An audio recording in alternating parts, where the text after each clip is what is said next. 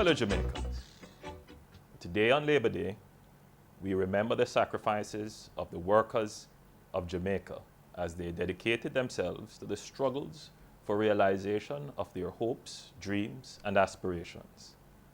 Today, we honor as well our visionaries, leaders who gave up themselves unstintingly to lead a mass of people determined to find fulfillment.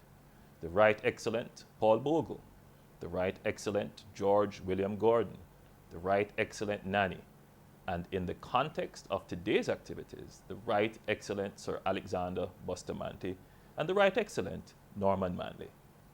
Today we also pay respect to all those who aided and supported the efforts of our leaders then, and who, during the past 70 years, have complemented their efforts and committed themselves with tremendous success to building our nation. Jamaicans will today, under the theme, Step Forward, Make Jamaica Beautiful, dedicate themselves to various community projects, with the national project being the beautification of the National Heroes Park, where the remains of our heroes are interred. In engaging in today's community projects, we reinforce the view that work should be seen as something worthwhile and rewarding. May 23rd, Labor Day in Jamaica, is integrally linked with the events of 1938, when the workers of Jamaica, through protests and rebellion, were able to secure and ensure basic rights long denied them. It is the day on which the modern labor movement was born, giving rise to further developments in the social and political arena, resulting in political independence in 1962. This year, Jamaicans at home and in the diaspora will be celebrating 50 years of independence.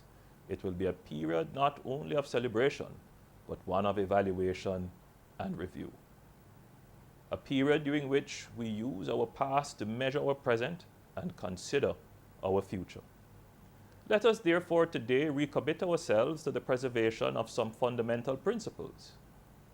We must continue to encourage the principle of tripartism.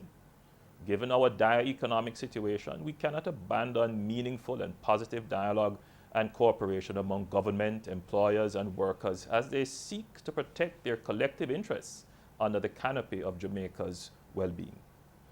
Let us insist on the principles of decent work and the observation of core labor standards. We must focus on the needs of the changing labor market. We must, through education and training, continue to improve the abilities and productivity of private and public sector employees at all levels.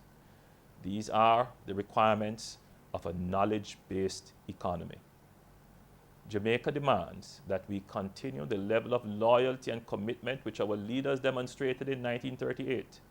We must do this for ourselves and for posterity. I wish for all of us a fruitful and productive Labor Day.